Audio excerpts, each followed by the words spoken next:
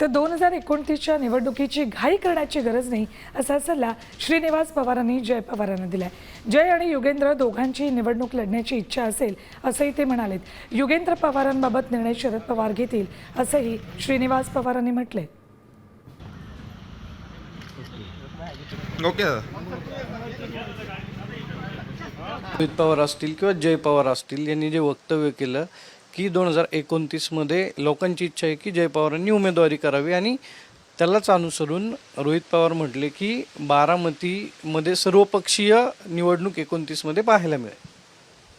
हो, म्हणजे कसं आहे, आता ते जय पवार म्हणाले किंवा रोहित जरी म्हणाले तर जय पवारांचा सुद्धा वहिनी घेतील खरं म्हणजे तो निर्णय पक्षाचा अध्यक्ष म्हणून। कसं आहे, 3 वर्ष राजकारणात खूप मोठे काळ आहे, त्यामुळे 3 वर्षात काय काय बदल होऊ शकतात, त्यांच्यामध्ये काय होऊ शकतात, ह्यांच्यामध्ये काय होऊ शकतात, हे आत्ता तरी काही अंदाज बांधता येत नाही।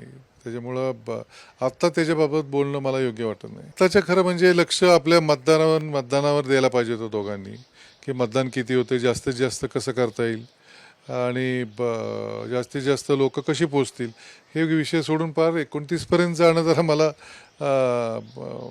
अति वाटतं। आपण जर पाहिलं तर युगेंद्र पवारही राष्ट्रवादीमध्ये आहेत आणि या दोघांनीच 29 आणि 29 मध्ये युगेंद्र पवार या तिघांच्यामध्ये असतील। परत मी तेच सांगेन की साहेब त्या पक्षाचे अध्यक्ष आहे, पवारसाहेब ठरवतील आणि इकडं वहिनी अध्यक्ष आहेत, त्याच्यामुळे त्या ठरवतील किंवा ते दोघं तेव्हा एक असतील नसतील ते 29 साली तो काळ ठरवेल। आत्ता आपण काही त्याच्यावर बोलू शकत। कॅमेरामन आदर्श कटकेसह सागर साम TV कनेरी।